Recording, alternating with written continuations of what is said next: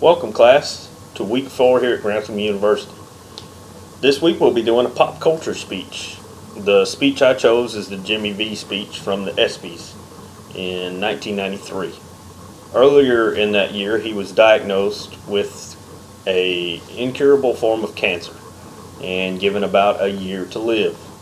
8 months later, he was awarded the Arthur Ashe Award for courage at the ESPYs, and he got up there to give a speech riddled with cancer, barely walk up the stairs. They had to help him up there to receive this award. And to know Jimmy V, he used to coach at the North Carolina State University.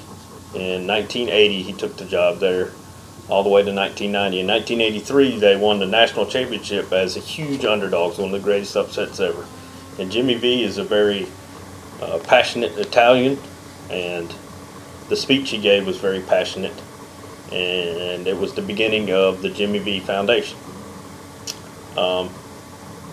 That night was an amazing night, and the speech he gave was amazing, so I hope I do it justice. I know I won't, but most of this I'm going to have to read, so I apologize for that. But here we go.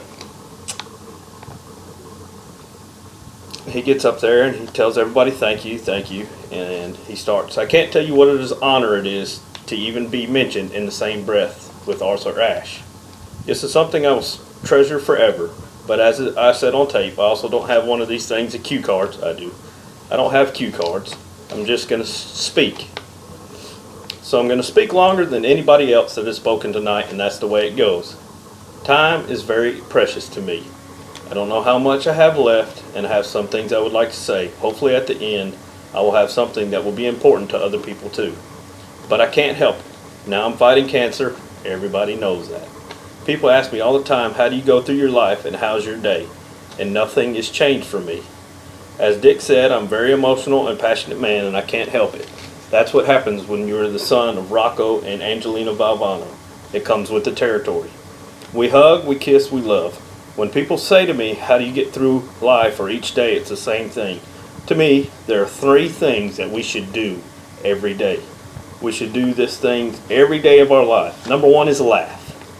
You should laugh every day. Number 2 is think. You should spend some time in thought. Number 3 is you should have your emotions move to tears. It could be happiness or joy or sadness. But think about it. If you laugh, you think, and you cry, that's a full day. That's a heck of a day. You do that 7 days a week, you're going to have something special. I rode on the plane up today with Coach Mike Krzyzewski, my good friend and a wonderful coach. People don't realize he's 10 times a better man than a coach, and we know he's a great coach. He's meant a lot to me these last 5 or 6 months with my battle, but when I look at Mike, I think we competed against each other as players. I coached against him for 15 years, and I've always had to think about what's important in life to me is these 3 things. Where you started, where you are, and where you're going to be. Those are the 3 things that I try to do every day. When I think about getting up and giving a speech, I can't help it. I have to remember the first speech I ever gave. I was coaching at Rutgers University. That was my first job. Oh, that's a wonderful job. And I was a freshman coach. That's when freshmen played on freshman teams. And I was so fired up about my first job. I see Lou Holtz out here in the crowd. Coach Holtz, what was it like when you had your first job? The very first time you stood in the locker room to give a pep talk, that's a special place. The locker room to give a pep talk. So my idol in coaching was Vince Lombardi, and I read his book, Commitment to Excellence by Vince Lombardi. And in this book, Lombardi talks about the first time he spoke to his Green Bay Packers in the locker room, and they were perennial losers. I'm reading this, and Lombardi said he was thinking, should it be a long talk, a short talk, but he wanted it to be emotional.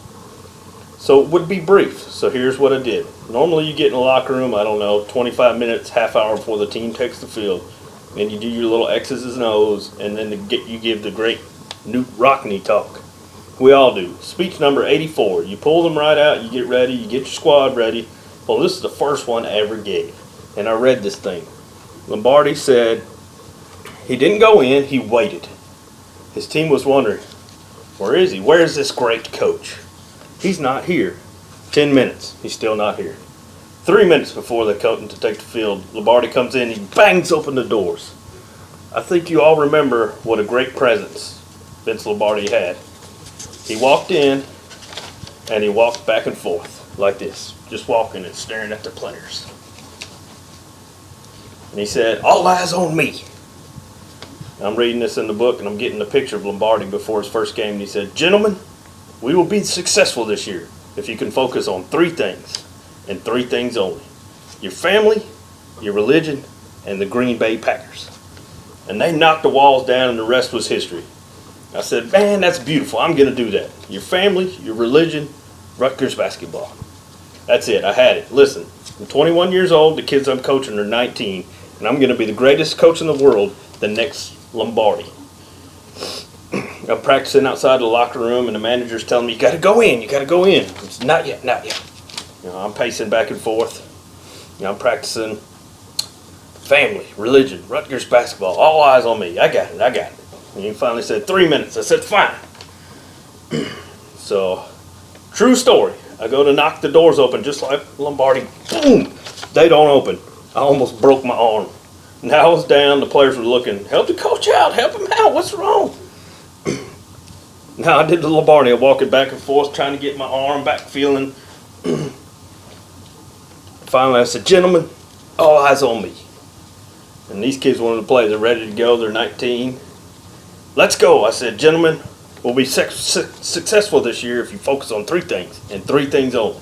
Your family, your religion, and the Green Bay Packers." I told them I did that. I remember that. I remember where I came from. It's so important to know where you are. I know where I am right now. How do you go from there to where you want to be? I think you have to have an enthusiasm for life. You have to have a dream, a goal. You have to be willing to work for it. I talked about my family. My family is so important to me. People think I have courage. The courage in my family are my wife Pam, my 3 daughters here, Nicole, Jamie, Leanne, my mom, who's right about here too. The screen is flashing up here 30 seconds like I care about that screen right now, huh? I got tumors all over my body, and I'm worried about some guy in the back going, 30 seconds left. You got a lot of hair for Julie. You got a lot. I just got one last thing. I urge you all of you, to enjoy your life, the precious moments you have, to spend each day with some laughter, some thought, to get your emotions going, to be enthusiastic every day. And Ralph Waldo Emerson said, "Nothing great can be accomplished without enthusiasm." To keep your dreams alive in spite of the problems, whatever you have. To be the ability to be able to do hard work for your dreams to come true, to become a reality. Now look at where I am now, and I know what I have to do.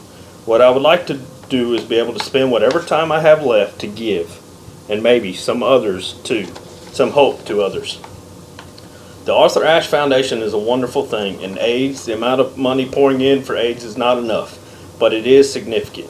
But if I told you it's 10 times the amount that goes in for cancer research, and I also told you that 500,000 people will die this year of cancer, I'll also tell you that 1 in every 4 will be affected with this disease, and yet somehow we seem to have put in a little bit of the background. I want to bring it forth to the front of the table. We need your help. I need your help. We need money for research. It may not save my life. It may save my children's lives. It may save someone you love, and ESPN has been so kind to support me in this endeavor. And allow me to announce tonight that with ESPN's support, which means what?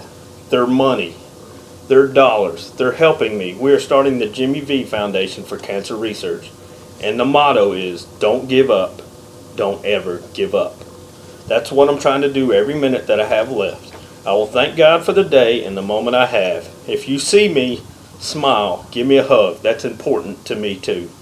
But try if you can to support, whether it's AIDS or the Cancer Foundation, so that someone else might survive, might actually be cured of this dreaded disease. I can't thank ESPN enough for allowing this to happen. I'm going to work as hard as I can for cancer research, and hopefully, maybe, we'll have some cures and some breakthroughs.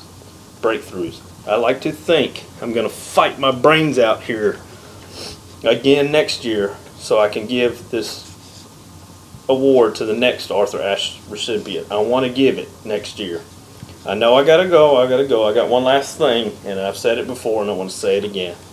Cancer can take away all my physical abilities. It cannot touch my mind, cannot touch my heart, and it cannot touch my soul. And those three things are going to carry on forever. Thank you, and God bless you all. That's a great speech. It's amazing, passionate speech. And it has inspired a lot of people. It has raised a lot of dollars for cancer research. Not 8 weeks after he gave this speech, he passed away. The man could barely walk on the stage, but the passion and energy he produced in this speech is legendary. And I just wanted to bring it to y'all's attention. I appreciate your time, and y'all have a good week.